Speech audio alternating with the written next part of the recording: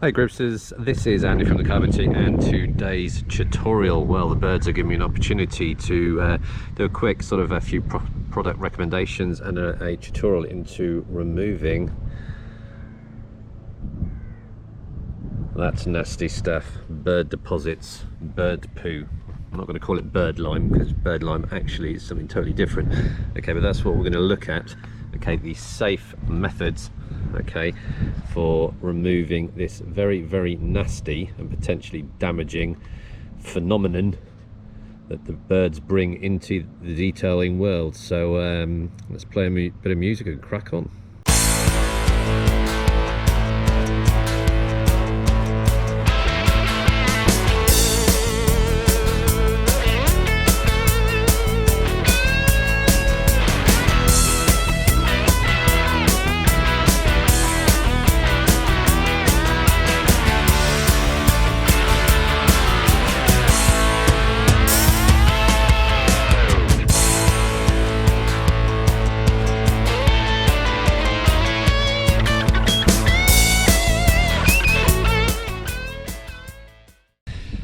Hi Groupsters, so removing bird poo, something that we all have to deal with, and I myself have damaged my car in doing this incorrectly, so I think it's a good opportunity to sort of share my top tips and encourage you to share yours with the rest of the group as well. So why is bird poo so damaging? Well, keeping it nice and simply, when bird deposits come out of a bird, it's a mixture of their number twos, okay, but it's also a mixture of their number ones, their wee, which is essentially uric acid. Okay, so the combination of the two presents two main problems. You've got the solid deposits, which is all things like seeds, grit, okay, which actually is an abrasive, so you have to be very careful when you're removing it, and also that uric acid will immediately start sort of burning or etching into your clear coat. All right, so it goes without saying that the quicker you can sort of notice this and remove it safely, the better, okay, because it can cause permanent damage to your car. Okay, so the first top tip on this one, okay, is time, how long it's been sitting there. You clearly want to go through this process as quick as possible to remove it. Okay, so time is a consideration. Obviously how long it's been out there, the temperature, if it's baked on, it's going to be harder. So if you can hit it while it's still wet, I know it's a bit disgusting, but while it's fresh and wet, okay, you can remove it a lot easier. The second main sort of consideration is protection on your car. Okay, so the best protection against this is to continually keep your car sort of protected, whether that's a sort of paint sealant, ceramic coating, or even wax. The more protection you have on your paintwork, the larger window of opportunity you have, okay, or the more time to remove this without any degree of permanent damage being done. Okay, because if it is left on too long, you potentially, and I'll come back to this a bit later, looking at machine polishing, because just like a scratch, it's sort of etched into your clear coat and you have to level it to remove it and it not become visible anymore. So okay, that's why it's so damaging. So let's have a look at a few products that we might be using. So for the purpose of this tutorial, okay, we're going to be using some water with a spray gun, okay, and when you're removing these products you want to be applying a lubricant, and that'll become clear, okay, very shortly. So a lot of people use sort of detailing sprays, all right, with plenty of lubrication in. Waterless wash and waxes, again with lots and lots of lubrication in, but the one I use, okay, Poor Boys, okay, and I'll let you read that. Okay, so it's dedicated for this task, but it doesn't really matter. I know people that use spray waxes, spray wax and all that kind of stuff, but as long as you are using a liquid product that has plenty of lubricants, okay, that will make this process a lot safer. So any one of these will do, but as long as you've got a liquid form product that is stacked full of lubricants, okay, you're on to a good start as part of this process. So I want to look at the sort of first stage of this one now. If you arrive on your vehicle and the actual bird poo is still wet, okay, just using some water and spraying it, okay, will potentially move a lot of it. Get your nozzle right in there, okay, and you can quite clearly see a lot of that's already come off.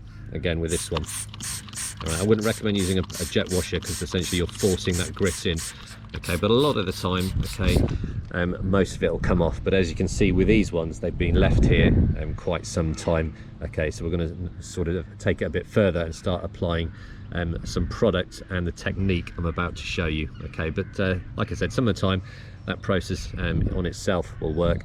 You can either use it out the spray gun, okay, or take the nozzle off and just pour water on, and if it's still fresh and wet, it will be removed. So clearly we need to do a bit more work with this one.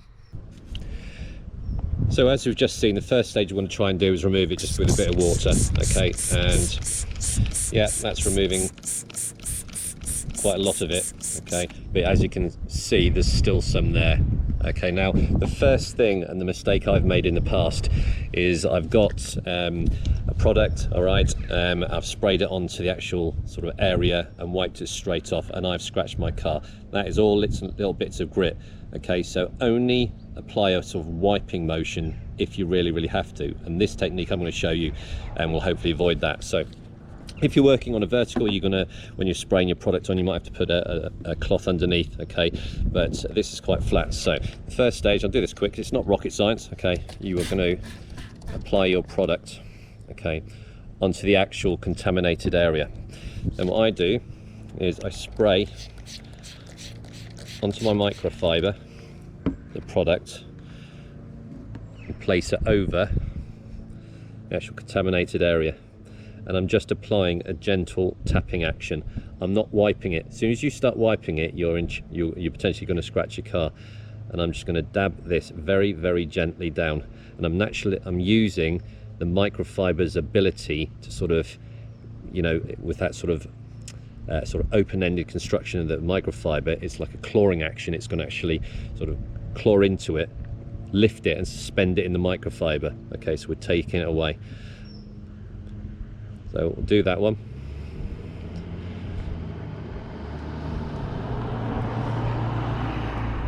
Then we'll move it. Okay, and you can see, okay, it's actually taken a lot of it off. There is still a bit left there. You can keep doing this process, all right, but this I think has been on for a few days because I've been away. Okay, so it's just a question of repeating that process. Spray onto your microfiber, spray on. Okay, now some people put a wet sponge on top of it, all right, but you keep doing this. Now if you've got that really baked on bird contamination, that bird poo that's been on for days and days, you might have to leave this 10 or 20 minutes, okay, but have confidence that it'll work. Do that, okay, and as you can see, it's almost all gone. All right, I'm almost at the stage, okay, where it's done. So one more. Good me today. Apply it on, and it's pretty much gone now. You should only do this, okay, and that's all gone. All right, now if you just apply it on and go like that, you will scratch your car. I have done it so many times and years ago that I thought, yes, I'm using a lubricant, yes, I'm using detailing spray, I've sprayed on, left it a few minutes and gone like that. All right, that is going to scratch your car. This technique clearly shows you do not have to do that. Okay, it's just a bit of care, attention, a bit of discipline to do it properly, and you keep doing that process as long as it takes. Now, a lot of the time you're going to be in a rush. You might have to wipe it, but all I will say on that one, if you're forced to, use this technique again. Saturate this with product and even pour some water on. I've seen people do that as well. All right, remove it like that to get the majority off it, spray lots of lubricant or product back on, and then very gently remove it like that. But like I said, that's all gone now. Okay, so all I need to do now is go around the rest of the car applying this safe removal technique and get rid of it all. So a quick bit now on what we can do, okay, if the damage is too much. So the final bit of this process is, like I said right at the start, protection is your main defense against this kind of stuff. So most of these products, okay, are clear coat safe. The clay cloth companies detailing spray, the Shelby waterless wash and wax, and the Poor Boys bird shit remover. But it's all about protection. So if I've actually used any of these products to remove the bird poo, I will then apply some wax, even if it's localized, just to offer some protection.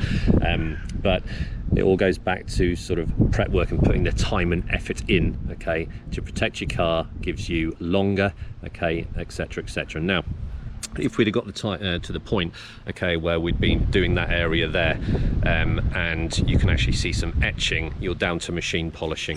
All right, so That's literally where that uric acid has etched or burnt into your clear coat and cause almost a footprint, a sort of a lowered profile. Most finishing polishes should be able to bring that out because it's not gone in too deep, but if your bird poo, okay, it has stayed on your vehicle for a long time and etched quite deeply, and you are then looking into using a compound and potentially wet sanding, all right, and you don't really want to be going down that route. So hope this helps.